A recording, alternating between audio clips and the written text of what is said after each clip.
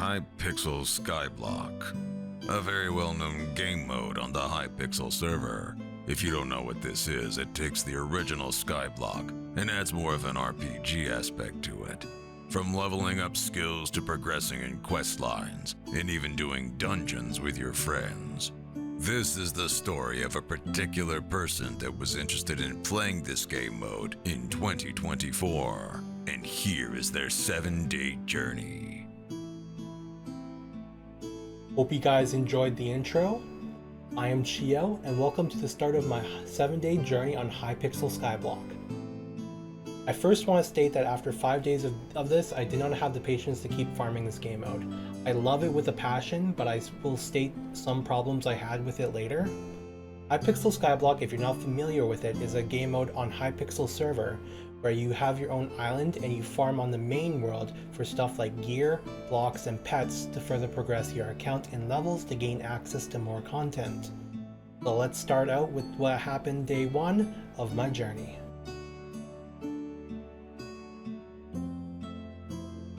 Day 1, we spawn on our very own skyblock, where we slowly take down the tree, craft a workbench, craft a pickaxe, mine some cobblestone to get to the hub portal. Easy peasy. After talking to Jerry, the man himself, we enter the portal and are now in the hub, where there are some items here that are given for free just by talking to some NPCs, such as the rogue sword you get from Jamie, which helps boost speed for a short period of time after you right-click it, which will help us get around a lot faster now. After getting myself situated in the hub, learning where everything is, I take up a quest from the carpenter to get him 64 pieces of wool. The only place to get said wool is at the mushroom desert in the oasis. So after going through some tasks at the farm, I head to where the sheep are and began the slaughtering of a lifetime. Let the montage commence!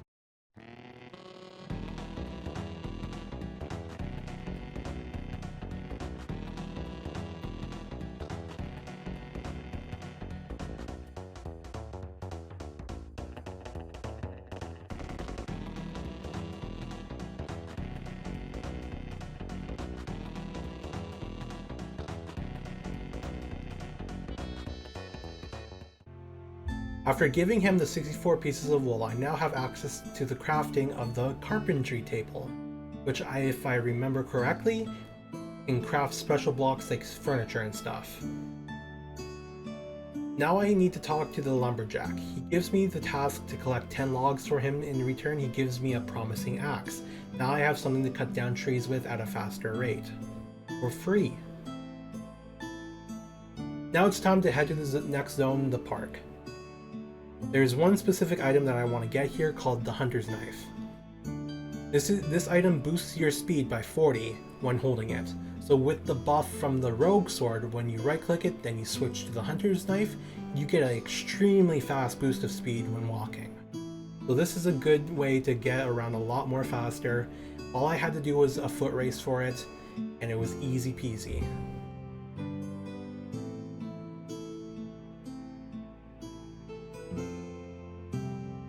After that, I traveled to a new zone, the gold mine, where I immediately talked to the lazy miner to go find his lost pickaxe, which is an easy free upgrade again, because it's an iron pickaxe pretty much.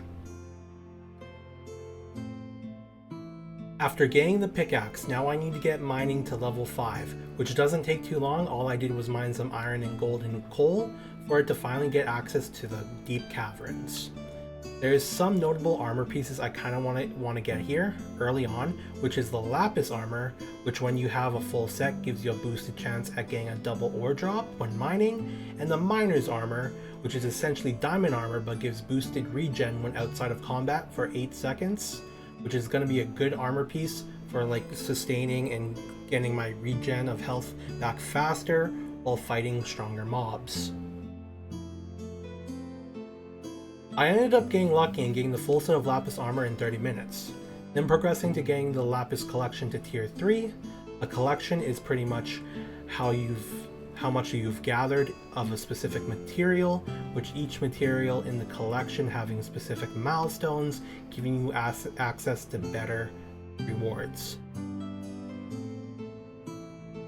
After getting the lapis collection to tier 3, I have access to the lapis pickaxe recipe, and guess what, I need to craft one for the lapis miner, so he can give me a reward of a compactor. The compactor is used on minions on your Sky Island when they are mining stuff such as iron, gold, redstone, lapis, or diamond. It compacts them into the block form when they reach the specific amount needed. Great for long-term farming. After that, I make my way to the next floor of the deep caverns, the redstone area. Where the redstone miner is, I quickly do his quest because he gives accessory bag space. Then we move on to the Obsidian Sanctuary, where I now talk to Rise, I think that's how you pronounce it, Rise? They get the quest to try and get access to the next area I want in the Dwarven Mines. But first I need to get to mining level 12. But what also can be found in the Obsidian Sanctuary is the miner armor set, which I explained earlier, from the skeletons and zombies, and after 2.5 hours I finally got the full set, and that ends day 1 after 5 hours of playtime. I pretty much spent the first 2 hours mining emeralds and redstone for my level 12 mining, because I remember there being a quest right after that being to collect enchanted ores for Rise. So that helps speed up the process, and I finally get access to the Dwarven Mines. The Dwarven Mines is really good not only because it gives me access to a lot of minerals without the fear of monsters, it also gives me access to the Glaciite armor set. But after doing all that and getting the Dwarven Mines accessible now, what you do here is you level up your current Heart of the Mountain abilities, or your Heart of the Mountain, not abilities, but skill tree, by doing tasks for the current king. To level up your Heart of the Mountain to get access to buffs for your mining, so I ended up doing some tasks for some EXP, further progressing my account, and then heading to a new zone to farm in what it was called the Spider's Den, where I ended up learning how the bestiary works, and farming some gravel skeletons and rain slimes to level up said bestiary. The bestiary, if you don't know, is pretty much a collection of how much of a specific type of monster you've slain, further progressing it for some better rewards and stats, just like the item collections, but adds stats to it. After that, Skyblocks goes into winter time. I now have access to Jerry's workshop, where in this place there's some really great items you can get here, such as the Yeti sword, or not the Yeti, yeah, the Yeti spawn, but you can also get it as a drop from the Yeti sword. But you need to be well geared to fight the Yeti. But what I want here is the gifts. When going through the main story and the main quest line for this place, you are given around 10 gifts, which you can give to another player. When you right click that player with the gift in your hand, it spawns a gift on the floor right in front of them for them to then right click it. You both get the reward from that gift, so you can either get coins or potions or etc. So it's a really great way to get a lot of coins. Ending day 2 with 5 hours of playtime. Start of day 3, I end up mining up one of the islands at my skyblock area to make it look less ugly so I can prep for building on day 4. After that, I ended up fishing for 5 pieces of clay near the fisherman hut for the fisherman, to then get his quest done to get his fishing rod for the prismatic shards. I did some grinding at the Spider's Den to get access to the end, where I have access to the really good quest item now, the Void Sword, which is buffed for each piece of Ender Armor I have on, which the Ender Armor is too hard for me to get at the moment, but the sword is really good and it's still an upgrade for me.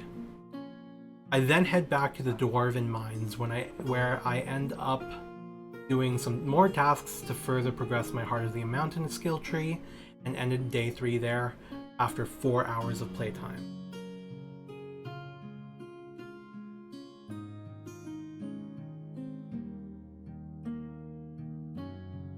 Day 4. Today was the day where I finally make my Sky Island a lot more prettier.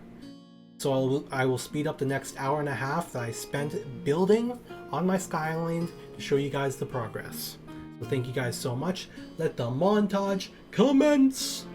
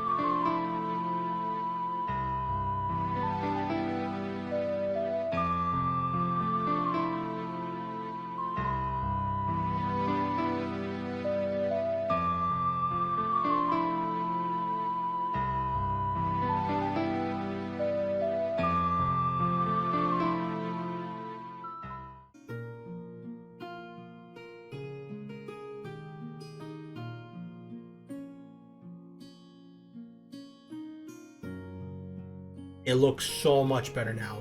Now ending day 4 after 1 hour and 30 minutes of playtime.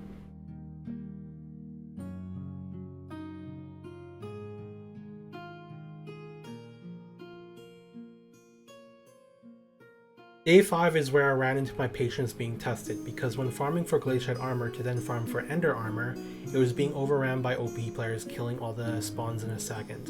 In my other spots, when things are too congested at Glaciates, being overran by players either macroing or just farming, I couldn't find a single server where things weren't overly crazy congested.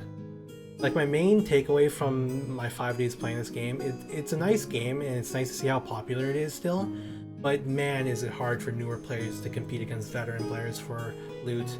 It's just way too difficult. And I have no suggestions on how they could fix it, because it just comes down to the point if people are willing to share the spawns. But after that, this ended my 5 days of playing this game. And it was a lot of fun. It's something I want to come back to later in the future after doing some other games for 7-day challenges. I hope you guys enjoyed the video. Thank you so much for watching. I'm hoping to bring out better videos in the future, and I've been a lot more happier lately with my job, because I recently found, like, I think around 6 months ago I found work at a restaurant, so I've been working, so it's a lot less time for me to edit videos, but I've been a lot more happier. Because I've been having something to do. My whole mentality has changed life-wise, like, dramatically. Like, I used to be very sad, but now I'm just super happy. So thank you guys so much. I'm ready to capitalize on this happiness and just work on making more videos with my happiness in check. So thank you guys so much and have a great day.